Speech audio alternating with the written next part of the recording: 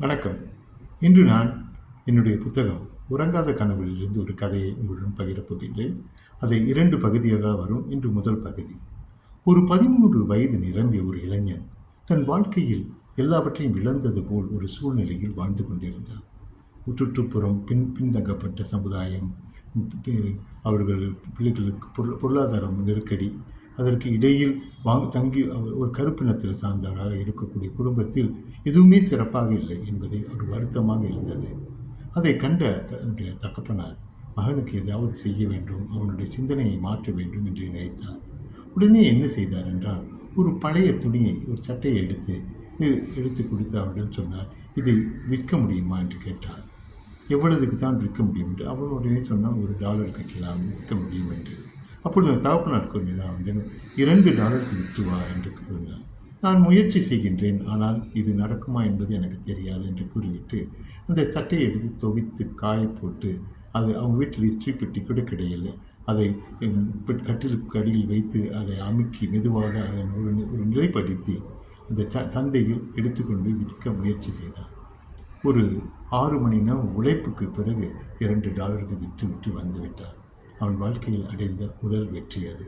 அதற்கு பிறகு சில துணிகளை எடுத்து விற்கும் பழக்கத்தில் இருந்து கொண்டிருந்தார்.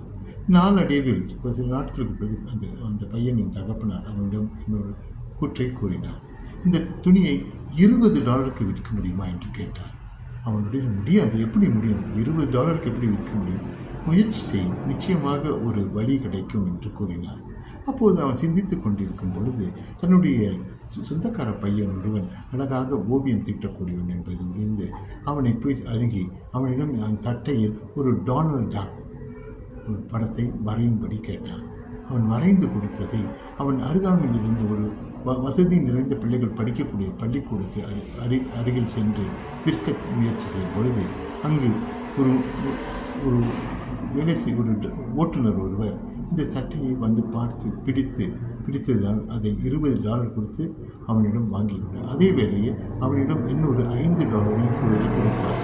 இதுதான் அவன் வாழ்க்கையில் ஏற்பட்ட இரண்டாவது அற்புதமான அனுபவம்.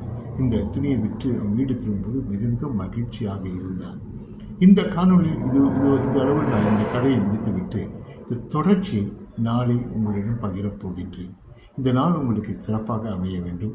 நாளை இந்த தொடர்ச்சியை கேளுங்கள், அப்பொழுது உங்களுக்கு இந்த முழு கதையும் புரியும் என்று கூறி உங்களிடம் விடைபெறும் முன்பு இந்த நாள் மிக மிக சிறப்பான ஒரு நாள் என்பதை மனதில் கொண்டு வெற்றி அடைவீர்கள் என்ற நம்பிக்கையோடு இதன்படி கேட்டு விடைபெறுகின்றேன்.